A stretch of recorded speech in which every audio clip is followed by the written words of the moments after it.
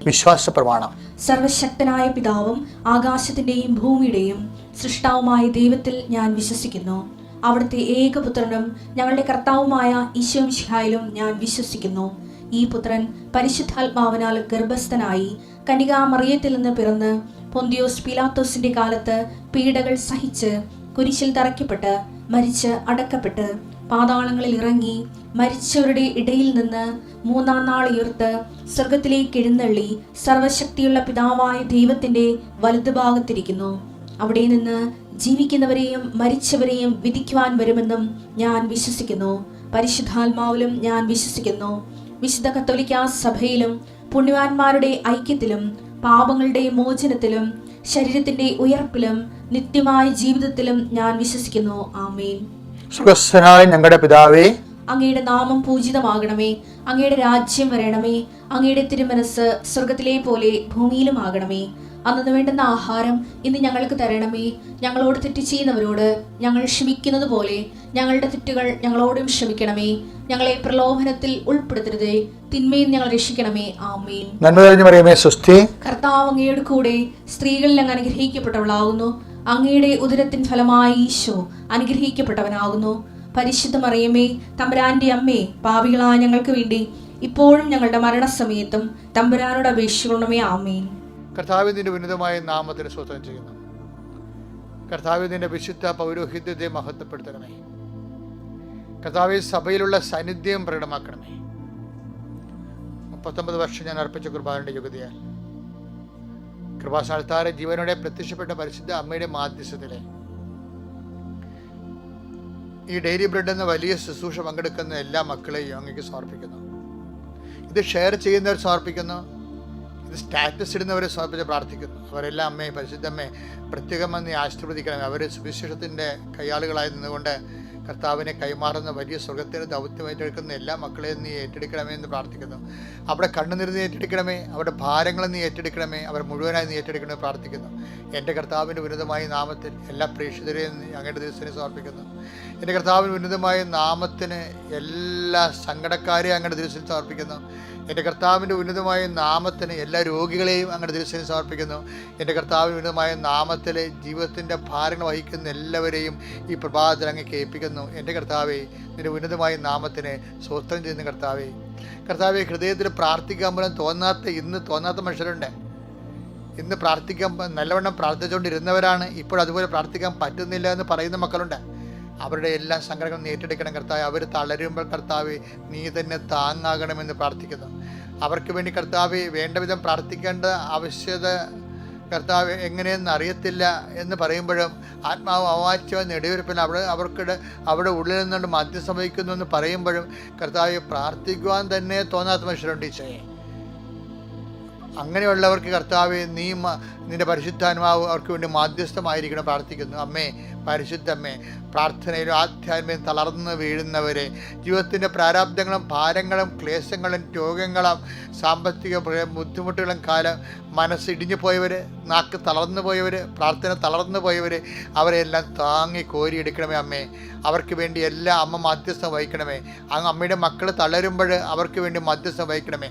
അവർ നിവർന്ന് നിന്ന് സ്വന്തം ശക്തിയിലെ സ്വന്തം ശക്തിയിൽ പ്രാർത്ഥിക്കുന്നവരെ അമ്മ അവർക്ക് വേണ്ടി പ്രാർത്ഥിക്കണമേ. മരണസമയത്ത് പോലും ഞങ്ങൾക്ക് വേണ്ടി പ്രാർത്ഥിക്കുവാൻ യേശുക്രിസ്തുവിൻ്റെ മരണസമയത്ത് കുരിശിന്റെ ചുവട്ടിൽ ദൈവപിതാവിനാൽ നിർത്തപ്പെട്ട അമ്മയെ, പരിശുദ്ധമ്മേ, ദേവമാതാവേ, എല്ലാ മക്കൾക്ക് വേണ്ടി മധ്യസ്ഥം വഹിക്കണം. മരണനേരത്ത് മാത്രമല്ല, ജീവിതം തളരുമ്പോൾ, ജീവിതം ശോകമുഖമാകുമ്പോൾ അവർക്കെല്ലാം വേണ്ടി അമ്മ മധ്യസ്ഥം പ്രാർത്ഥിക്കും. ഇന്ന് വ്യാഴാഴ്ച ഈ 16-ാം തീയതി ആരെല്ലാമോ ഈ ശുശ്രൂഷ വിഷമത്തോടെ കൂടുന്നുണ്ടോ, ഇന്ന് വ്യാഴാഴ്ച ജനുവരി 16-ാം തീയതി ആരെല്ലാമോ ഹൃദയഭാരത്തോടെ ഈ ശുശ്രൂഷ കൂടുന്നുണ്ടോ, ഈ കർത്താവെ അവരെല്ലാം നീ ആശീർവദിക്കണം. വിദ്യാഭ്യാസത്തെക്കുറിച്ച് വേദനിക്കുന്നവരും വ്യാപരാതി കൊള്ളുന്നവരും, വിദ്യാഭ്യാസത്തിൽ നിന്ന് ഫീസടക്കാൻ നിവൃത്തിയില്ലാത്തതുകൊണ്ട് കോളേജിൽ നിന്ന് ഔട്ടാക്കി കളയുമെന്ന് പറഞ്ഞുള്ള ഭീഷണിക്ക് കർത്താവ് വിഷമിക്കുന്നവരെ, ഇങ്ങനെ ഓരോ തരത്തിൽ ഫീസടക്കാൻ നിവൃത്തിയില്ലാത്തതുകൊണ്ട് കോളേജിൽ പോകാതെ വീട്ടിൽ ലീവിന് വന്നിരിക്കുന്നവരുണ്ട്. ഈശോ, പിന്നെ അവർ പോയിട്ടേ ഇല്ല, എന്ത് ചെയ്യണമെന്ന് അറിയാൻ പാടില്ല. കുടുംബം വിറ്റെങ്കിൽ അവരെ വിട്ടാൽ മതിയെന്ന് മാതാക്കന്മാരയക്കുമ്പോൾ കുടുംബം വാങ്ങാൻ പോലും ആരും വരാത്ത അവസ്ഥയിൽ എന്ത് ചെയ്യണമെന്നറിയാതെ നഷ്ടം തിരിയുന്നവരുണ്ട്. അമ്മേ, എല്ലാ വിഷയങ്ങൾക്കും. ഈ ഒരു വിഷയം മാത്രമല്ല, ജീവിതത്തിൻ്റെ മനുഷ്യന് താങ്ങാനോ സ്വന്തമായിട്ട് കൈകാര്യം ചെയ്യാനോ മറ്റുള്ളവരെ സഹായിക്കപ്പെടാൻ നിവൃത്തിയില്ലാത്ത മേഖല ഏകസ്ഥരായി ഏകാഗികളായി പോകുന്നവരെ കർത്താവേ അമ്മേ അവിടെ കൂടെ അമ്മ കൂടണമെന്ന് പ്രാർത്ഥിക്കുന്നു. എൻ്റെ കർത്താവിൻ്റെ ഉന്നതമായ നാമത്തിൽ ഇതുപോലെ ഭാരപ്പെടുന്ന എല്ലാ മക്കൾക്കും ഇന്ന് വൈകുന്നേരം 6 മണിക്കുള്ളിൽ ദൈവത്തിൻ്റെ അടയാളം ഉണ്ടാകാൻ, ദൈവത്തിൻ്റെ കൈപ്പിടുത്തം ഉണ്ടാകാൻ, ദൈവം അവരുടെ കൈ പിടിക്കുന്നതായിട്ട് അവർക്ക് തോന്നാത്ത വിധത്തിൽ മറ്റുള്ള മേഖലകളിൽ നമുക്ക് സഹായകസ്ഥ കിട്ടുന്നതിന് വേണ്ടി ഞാൻ എല്ലാ സഹായവും ആവശ്യമുള്ളവരെയും നിങ്ങൾ ശിരസ് നമിക്കുക. എല്ലാ സഹായവും ആവശ്യമുള്ളവരും ശിരസ് നമിക്കുക. കർത്താവിൻ്റെ കരം നിങ്ങളുടെ മേൽ പ്രബലമാകുന്നതിന് വേണ്ടി എനിക്ക് മണിക്കൂറുകൾ മാത്രമേ ഉള്ളൂ. എൻ്റെ കർത്താവിൻ്റെ ഉന്നതമായ നാമത്തിൽ ഞാൻ 39 കൊല്ലം അർപ്പിച്ച കൃപാന്റെ യോഗ്യതയാൽ കൃപാസന അൾത്താരെ ജീവനുടെ പ്രത്യക്ഷയുടെ മാതാവിൻ്റെ മാധ്യസ്ഥത്തിൽ കൃപാസന അൾത്താരെ നടന്ന 10,000-കണക്കിന് ആരാധനശക്തിയാൽ നിങ്ങളുടെ കുടുംബങ്ങൾ യേശുവിൻ്റെ നാമത്തിൽ ഇന്ന് അനുഗ്രഹിക്കപ്പെടട്ടെ.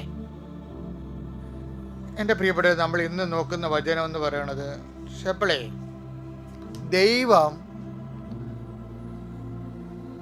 നമ്മൾ ദൈവത്തോട് ചില കാര്യങ്ങൾ ആവശ്യപ്പെടും. അത് ന്യായമാണെങ്കിൽ ദൈവം അപ്പം തന്നെ ചെയ്യും എന്നാണ് സുവിശേഷം പറയണത്. അത് ന്യായമല്ല, അതിനേക്കാൾ പോർട്ട്ഫോളിയോ പ്രാധാന്യപ്പെട്ട കാര്യം ദൈവത്തിന് ഉണ്ടെങ്കിൽ ദൈവം ആ വഴിക്ക് പോകും. അതും സുവിശേഷം പറയുന്നുണ്ട്. അപ്പം നിങ്ങളോർക്കും ഈ അച്ഛൻ ഇത് എവിടെ നിന്നാണ് ഇതൊക്കെ വായിച്ചെടുക്കണതെന്ന്. അങ്ങനെയല്ല, എവിടെ നിന്നാണ് അച്ഛൻ ഇതൊക്കെ ഉദ്ധരിക്കണതെന്ന് ഞാൻ ഒരു കാര്യം നിങ്ങൾ പറയാം. നമുക്ക് വേണമെങ്കിലേ ഇപ്പോഴേ രാവിലെ മത്തായിയുടെ സുവിശേഷം 8:2 മുതൽ അങ്ങനെ വായിച്ചേ. മത്തായി 8:2. അപ്പോൾ ഒരു കുഷ്ഠരോഗി അടുത്ത് വന്ന് താണു വണങ്ങി പറഞ്ഞു, കർത്താവേ, അങ്ങേക്ക് മനസ്സുണ്ടെങ്കിൽ എന്നെ ശുദ്ധനാക്കാൻ കഴിയും. അല്ല, ക്ലിയർ അല്ലേ? ആ പ്രാർത്ഥന ക്ലിയർ അല്ലേ? ഈശോ ആ പ്രാർത്ഥനയ്ക്ക് അവൻ്റെ ഭാഷയിൽ തന്നെ ഉത്തരം കൊടുക്കണ്ടല്ലേ? അതാണ് ഈശോ. നമ്മളുടെ പ്രാർത്ഥന, നമ്മുടെ വികാരമാണല്ലോ നമ്മുടെ ഭാഷ. അപ്പോൾ നമ്മുടെ വികാരത്തിന് അയാളുടെ ഒരു വികാരം എന്താണ്? അയാളുടെ ഈ കുട്ടികളുടെ വികാരം എന്താണ്?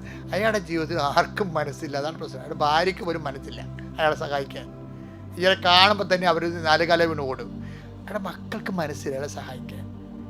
മനസ്സുള്ളൊരു മനുഷ്യനെ അയാളുടെ ജീവിതത്തിൽ കണ്ടിട്ടില്ല. ആ വേദനയോടെ വന്ന് പറയണം, നീയും അതുപോലെയാണോ ദൈവമേ? പക്ഷേ നീയും അതുപോലെ അല്ലെന്ന് എനിക്കറിയാം. എൻ്റെ ജീവിതത്തിൽ ഞാൻ എൻ്റെ കാര്യത്തിൽ മനസ്സില്ലാത്ത ആൾക്കാരെ കണ്ടിരിക്കണത്. പക്ഷെ നിന്നെക്കുറിച്ച് കേട്ടപ്പോൾ നീ ആരുടെ കാര്യത്തിന് മനസ്സുള്ള ആളാണെന്നാണ് എനിക്ക് മനസ്സിലായത്. അതുകൊണ്ട് ഞാൻ നിന്നോട് പറയുകയാണ്, അങ്ങേക്ക് മനസ്സുണ്ടെങ്കിൽ എന്നെ ശുദ്ധനാക്കാൻ നിനക്ക് കഴിയും. അപ്പോൾ ഈശോ ചെയ്യേണ്ട പരിപാടിയില്ല. ആ മനുഷ്യൻ്റെ വികാരം അതുപോലെ തന്നെ കടമെടുത്തിട്ട് അതിൻ്റെ ഭാഷയിൽ അവനോട് അവൻ്റെ വികാരത്തിൻ്റെ ലെവലിൽ അങ്ങോട്ട് പ്രതികരിക്കുകയാണ്. അവൻ പറയുകയാണ്, എനിക്ക് മനസ്സുണ്ട്. നിൻ്റെ ഭാര്യയ്ക്ക് മക്കൾക്ക് മനസ്സുണ്ടാകത്തില്ല, നിൻ്റെ ബന്ധുക്കൾക്ക് മനസ്സുണ്ടാകത്തില്ല, നിൻ്റെ അയൽവാസികൾക്ക് മനസ്സുണ്ടാകത്തില്ല. പക്ഷേ എനിക്ക് മനസ്സുണ്ട്. നീ ശുദ്ധിയുള്ളനാവുക. എന്തൊരു സംഭവമാണ് ഈ വചനം. അപ്പം തന്നെ ആ മനുഷ്യൻ ശുദ്ധനായി.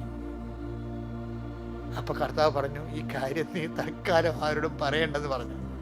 പക്ഷേ കർത്താവിനോട് അവൻ പറഞ്ഞത് കർത്താവ് കേട്ടു. പക്ഷെ അവനോട് കർത്താവ് പറഞ്ഞത് അവൻ കേട്ടില്ല. അത് നമ്മുടെ വേറെ ഒരു വേർഷനാണ് ഇവൻ. വെച്ചാൽ നമ്മൾ പറയാൻ ദൈവം കേൾക്കണം, ദൈവം പറഞ്ഞൊന്നും നമ്മളെ കേൾക്കത്തില്ല. അതിലെ ഉടമ്പടി കുറേ ആൾക്കാർ പിഴച്ചു പോയത്. പക്ഷെ ഒത്തിരി പേര് ഒരു 2% പിഴച്ചാലുമേ 98% ഇന്ന് കൃപാസനത്തിൽ ഒരു സാക്ഷ്യം പറഞ്ഞു. ഈ കൃപാസനം ഇല്ലെങ്കിൽ എത്രയോ പേര് ഇതിനകം ഈ ലോകം വിട്ടു പോകേണ്ടായിരുന്നെന്ന്. അവർക്ക് അനുഭവങ്ങൾ പറയണതാണ്. മരിച്ചു പോകേണ്ടായിരുന്നെന്ന് ജീവിത പ്രശ്നം കാരണം. അങ്ങനെ ഇപ്പോൾ ആൾക്കാർക്ക് സാക്ഷി പറയണത് എന്തോ ആവട്ടെ, അതെല്ലാം കർത്താവിന് മനസ്സുണ്ടായിട്ട്, കർത്താവ് ആ 98% പേരിൽ കർത്താവിന് മനസ്സുണ്ടായിട്ട് അപ്പം മാതാവിൻ്റെ മധ്യസ്ഥയിൽ അവരെ നിലനിർത്തി കൊടുത്തതാണ്. ഇനിയും ദൈവം നിലനിർത്തട്ടെ എന്ന് പ്രാർത്ഥിക്കുന്നു. അതല്ല പ്രശ്നം. ഇവിടുത്തെ പ്രശ്നം വേറെയാണ്. ഇവിടുത്തെ പ്രശ്നം എന്ന് പറയുന്നത്, ഈ മനുഷ്യനോട് പറഞ്ഞു, നീ ഇതാരോടും പറയരുത്. കാര്യം ഇതാ, എൻ്റെ പ്രാർത്ഥനാ ജീവിതം അവതാളത്തിലാകുമ്പോൾ എനിക്കിപ്പോൾ പ്രാർത്ഥിക്കേണ്ട ഒരു സമയമാണ്. അപ്പോൾ ഈ ആൾക്കാരെല്ലാം ഇതൊക്കെ കേട്ട് അറിഞ്ഞ് വന്നാൽ പിന്നെ നിക്കക്കളിയില്ല. കാര്യം കർത്താവിൻ്റെ പ്രൈവറ്റ് പ്രെയർ ടൈമിന് കോംപ്രമൈസ് ചെയ്യത്തില്ലായിരുന്നു. ഈശോയ്ക്ക് ഏറ്റവും വലിയ എപ്പോഴും പിതാവുമായിട്ടുള്ള ടൈം ഉണ്ടല്ലോ, അത് ആൾക്കാരെ കട്ടുകൊണ്ട് പോകാൻ പിതാവ് ഇപ്പോൾ തന്നെ അറിയണമെങ്കിൽ നേരത്തെ ഇതുപോലെ ഈശോനെ തിരക്കി കുറേ ആൾക്കാർ വന്നായിരുന്നു നമ്മൾ വായിച്ചത്. പക്ഷെ അപ്പോൾ ഈശോ പറഞ്ഞ് അതിന് വഴിപ്പെട്ടില്ല. അപ്പോൾ ഈശോക്ക് മനസ്സിലായിരുന്നു. നമ്മൾ വായിച്ചത് ലൂക്കാ 4:43. പ്രഭാതമായപ്പോൾ അവൻ ഒരു വിജന സ്ഥലത്തേക്ക് പോയി. ജനക്കൂട്ടം അവനെ അന്വേഷിച്ചു ചെന്നു. തങ്ങളെ വിട്ടുപോകരുതെന്ന് അവർ അവനെ നിർബന്ധിച്ചു. എന്നാൽ അവൻ പറഞ്ഞു, മറ്റു പട്ടണങ്ങളിലും. ഇവിടെ മനസ്സില്ല, ഈ ജനക്കൂട്ടത്തെ കാണാൻ ആവശ്യമൊക്കെ മനസ്സില്ല. എന്താ പറയാനുള്ള കാര്യം എന്താണ്? മറ്റു പട്ടണങ്ങളിലും ഞാൻ ദൈവരാജ്യത്തിന്റെ സുവിശേഷം പ്രസംഗിക്കേണ്ടിയിരിക്കുന്നു. അതിനു വേണ്ടിയാണ് ഞാൻ അയക്കപ്പെട്ടിരിക്കുന്നത്. അപ്പൊ സ്നേഹപൂർവ്വം അവരെ ഡിപ്പാർട്ട് ചെയ്യേണ്ടി. പക്ഷെ ഈ കുഷ്ഠരോഗിയെ ഡിപ്പാർട്ട് ചെയ്തില്ല. എന്താ കാര്യം വെച്ച് കഴിഞ്ഞാല് അടയാളങ്ങൾ മാത്രം, അത്ഭുതങ്ങൾ മാത്രം, അതിശയങ്ങൾ മാത്രം കാണാൻ യേശുവിൻ്റെ കൂടെ ജനങ്ങൾ കൂടിയാൽ പതുക്കെ ഈശോ നമ്മളെ സ്കൂട്ടാക്കും, അല്ലേ? പരക്കമായ ഈശോ നമ്മളെ ഡിപ്പാർട്ട് ചെയ്തു പോകും. എന്താണ് സുവിശേഷം സ്വീകരിക്കാതിരിക്കുന്ന മറ്റുമായി ഇവരെ അത്ഭുതം മാത്രം സ്വീകരിക്കാതിരിക്കുകയല്ലേ?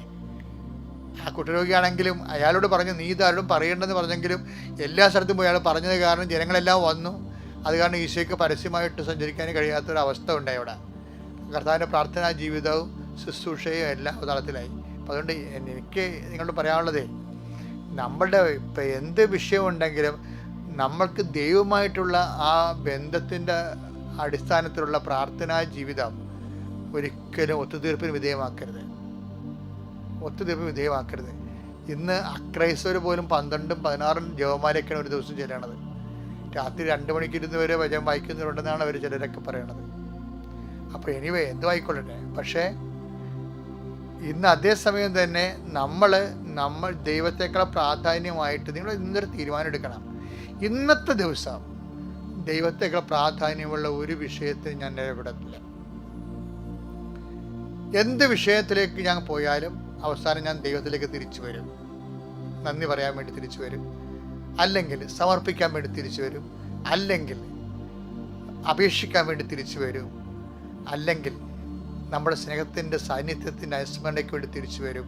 എവിടെ പോയാലും കർത്താവേ, ഞാൻ നിന്നിലേക്ക് തിരിച്ചു വരാൻ ഇന്നത്തെ ദിവസം എന്നെ നീ പ്രത്യേകം പരിശീലിപ്പിക്കണമേ. കർത്താവേ, ഞാൻ പറഞ്ഞേക്കുന്നത് നീ കേൾക്കണേക്കാൾ ഉപരി അതുപോലെ തന്നെ നീ പറയണതും ഞാനും കേൾക്കാൻ, അങ്ങനെ ആത്മബന്ധത്തിൻ്റെ ആഴങ്ങളിലേക്ക് ഒരു അഭിഷേകം ലഭിച്ചു പോകാൻ എന്നെ സഹായിക്കണമേ. എല്ലാവരെയും കർത്താവ് അനുഗ്രഹിക്കട്ടെ. കർത്താവേ, ഈ വചനം കേട്ട് എല്ലാവരും ഇന്ന് എവിടെയെല്ലാം മേഖലയിലും മനസ്സുകൊണ്ട് യാത്ര ചെയ്തു പോയാലും തിരിച്ച് നിന്നിൽ തന്നെ തിരിച്ചു വരാനും നന്ദിയായിട്ടും സമർപ്പണമായിട്ടും സ്നേഹമായിട്ടും ഒക്കെ നിന്നോട് വന്ന് ഞങ്ങളുടെ വികാരത്തിൻ്റെ ഭാഷയിൽ സമർപ്പിച്ചുകൊണ്ട് കർത്താവെ, നിൻ്റെ കൂടെ അങ്ങ് മനസ്സുകൊണ്ടായിരിക്കാൻ എല്ലാ മക്കളെയും ആശീർവദിക്കുകയും അനുഗ്രഹിക്കുകയും ചെയ്യണമേ. കർത്താവിൻ്റെ കൃപ നിങ്ങളുടെ മേൽ ആവശ്യിക്കട്ടെ.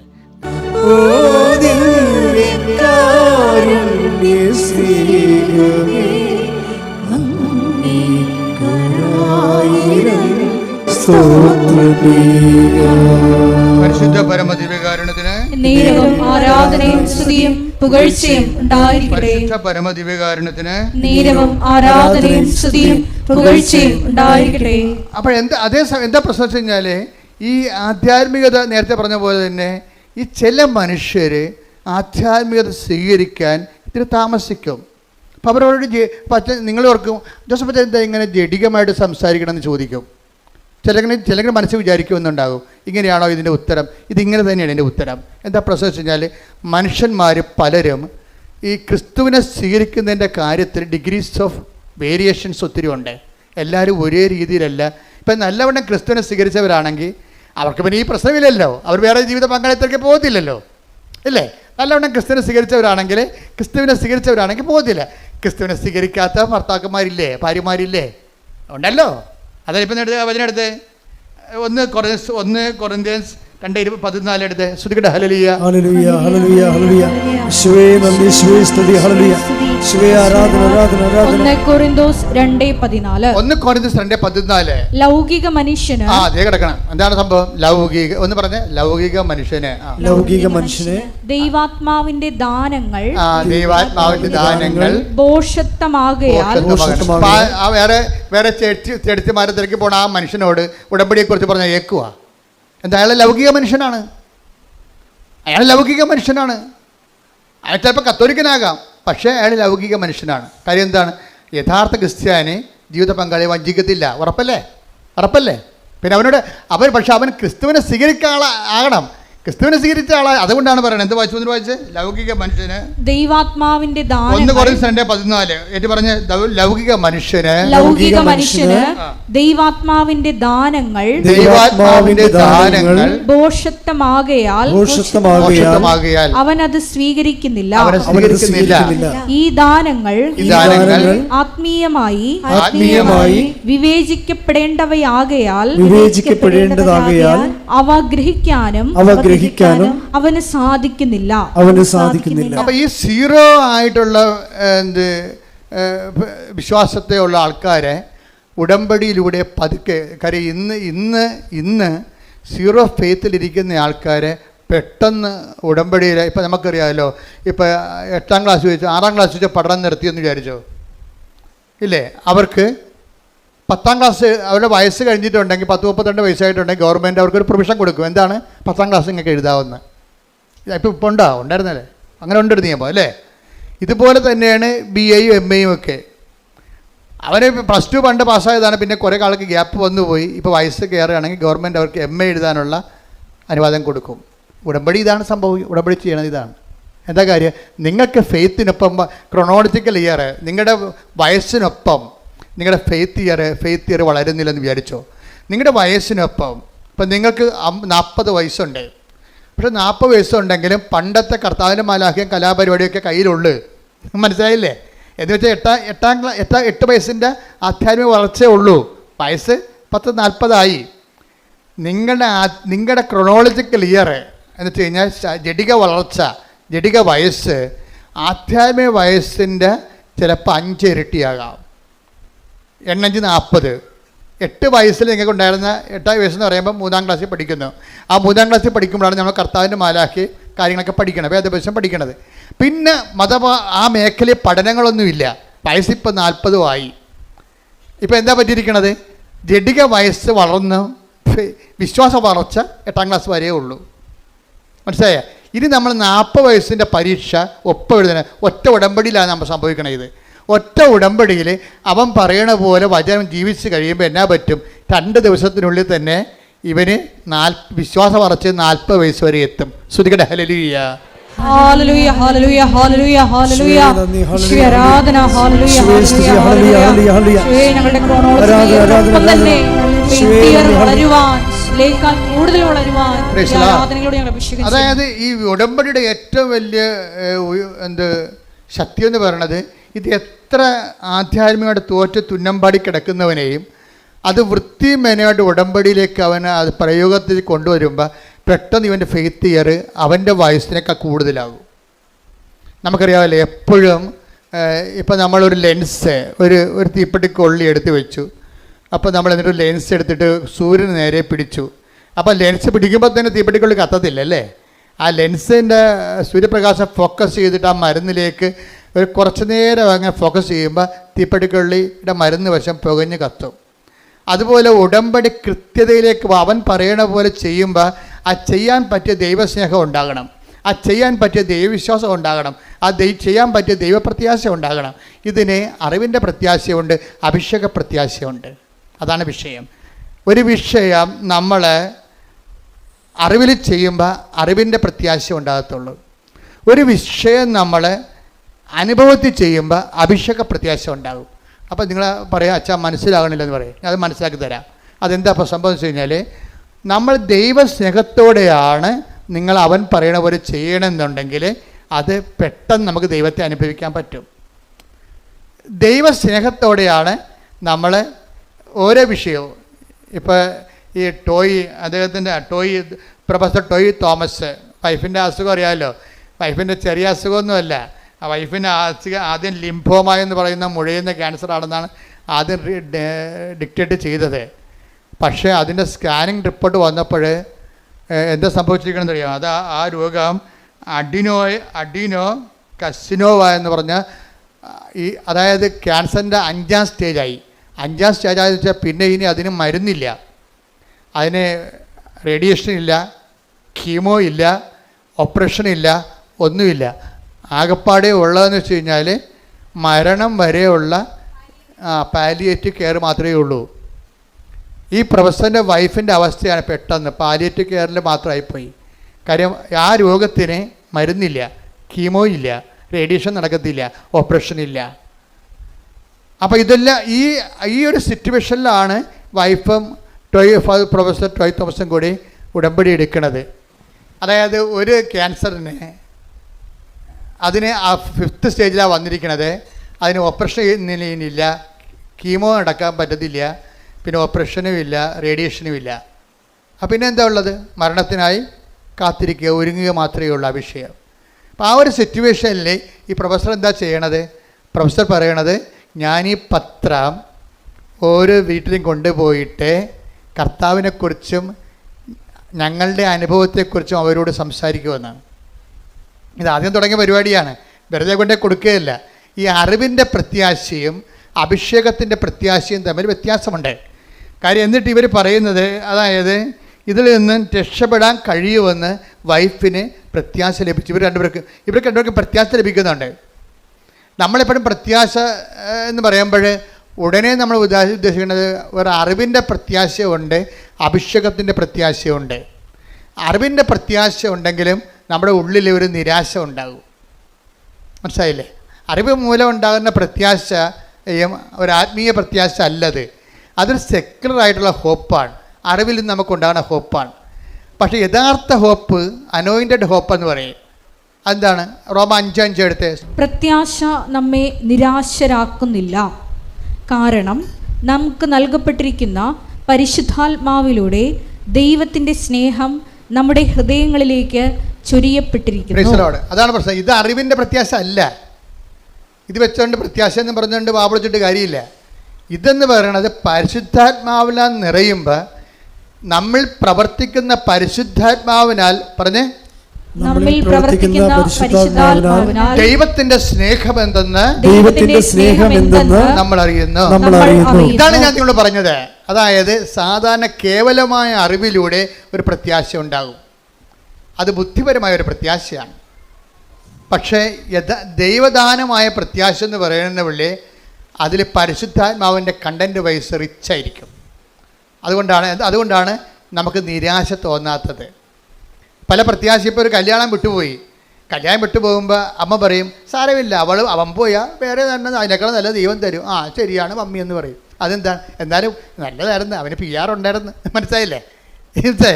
ഇതാണ് അലങ്കോല പ്രത്യാശ എന്ന് പറയുന്നത്.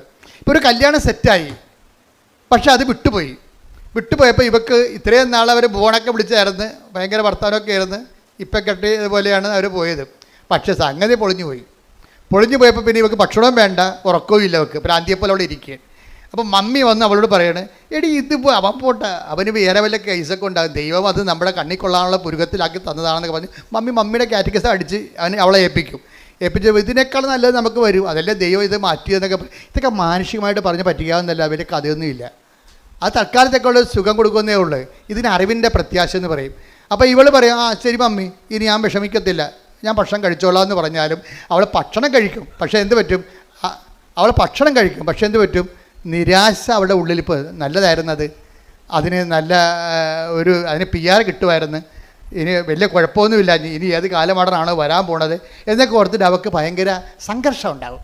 ഇത് ഇങ്ങനെ ഈ ഒരു വിഷയത്തിനാണ് നമ്മളെ നിരാശ ഉണ്ടാകും, പ്രത്യാശ ഉണ്ടാകും, പക്ഷേ അതേസമയം തന്നെ നിരാശ തോന്നിക്കുകയും ചെയ്യും. ഇവിടെ പരിശുദ്ധാത്മാവിന് പ്രത്യേകിച്ച് റോളൊന്നുമില്ല.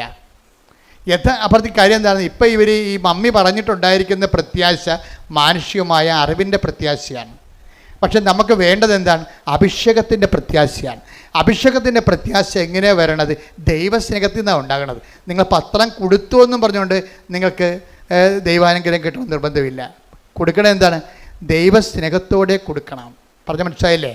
കാര്യം ഇതിൻ്റെ എല്ലാം എപ്പോഴും നമ്മൾ ശ്രദ്ധിക്കേണ്ടത്, ഉടമ്പടിയുടെ ഓരോ കാര്യവും ശ്രദ്ധിക്കേണ്ടത് നിങ്ങൾ ചെയ്യുന്ന, ഇപ്പോൾ രോഗികളെ നിങ്ങളെ പോയി കാണുന്നു അല്ലേ, രോഗികളെ പോയി കാണുന്നു, അതുപോലെ തന്നെ നിങ്ങൾ വസ്ത്രമില്ലാത്തവർക്ക് വസ്ത്രം കൊടുക്കുന്നു, അതുപോലെ തന്നെ നിങ്ങൾ പൈസ ഇല്ലാത്തവർക്ക് പൈസ കൊടുക്കുന്നു. ഇതൊക്കെ നിങ്ങൾക്ക് സാങ്കേതികമായിട്ടൊക്കെ ചെയ്യാൻ പറ്റും, ആരും ചെയ്യണതാണിത്. പക്ഷേ അതല്ല പ്രശ്നം. ഉടമ്പടിയിൽ അത് ചെയ്യുമ്പോൾ അത് ദൈവികമാകണമെന്നുണ്ടെങ്കിൽ ദൈവസ്നേഹത്തിലൂടെ ചെയ്യാൻ പറ്റത്തുള്ളൂ.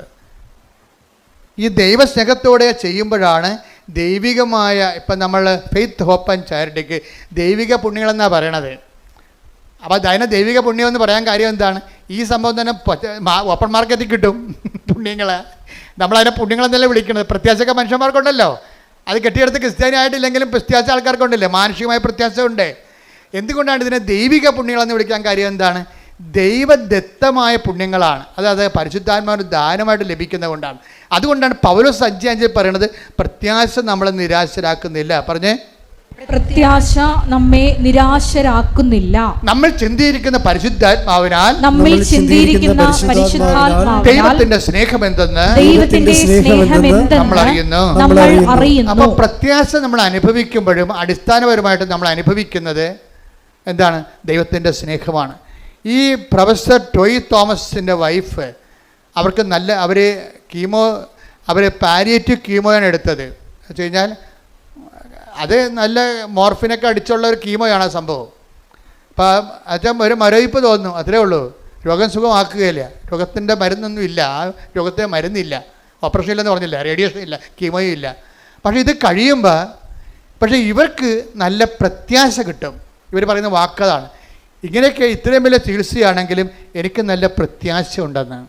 ആ പ്രത്യാശ എന്ത് പ്രത്യാശയാണ്? പരിശുദ്ധാത്മാവിൻ്റെ പ്രത്യാശയാണ്, ദൈവികമായ പ്രത്യാശയാണ്. ഇവരെന്നോട് ചോദിക്കും, ഇവർ കണ്ണാടി നോക്കി ചോദിക്കണം, കർത്താവേ എൻ്റെ മുടി എന്താണ് കൊഴിയാത്തതെന്ന്. കീമോയൊക്കെ എടുക്കുന്നുണ്ട്, പക്ഷെ മുടി കൊഴിയണില്ല. കാര്യം നീ അഗ്നിയിലൂടെ നടക്കും, അഗ്നി നിന്നെ വിഴുങ്ങത്തില്ല. അഭിഷേക വിധി പ്രകാരമുള്ള പ്രത്യാശയാണ്. ഇത് ദൈവത്തിന് സാധിക്കുന്നത്, നമുക്ക് സാധിക്കുന്നത് ഉടമ്പടിയിലൂടെയാണ്. ദൈവികമായി ദാനം നമുക്ക് അവകാശമാക്കുന്നത് എങ്ങനെയാണ്? അവൻ പറയണത് പോലെ ചെയ്യുമ്പോഴല്ല, അവൻ പറയണത് പോലെ ദൈവ സ്നേഹത്തോടെ ചെയ്യുമ്പോഴാണ്. കൈയടിച്ച് ശ്രദ്ധിക്കട്ടെ.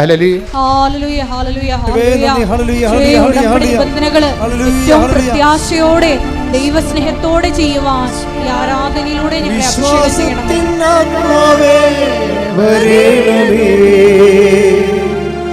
ആശ്വാസത്തിൻ ആത്മാവേ വരേണമേ, വിശ്വാസത്തിൻ ആത്മാവേ വരേണമേ.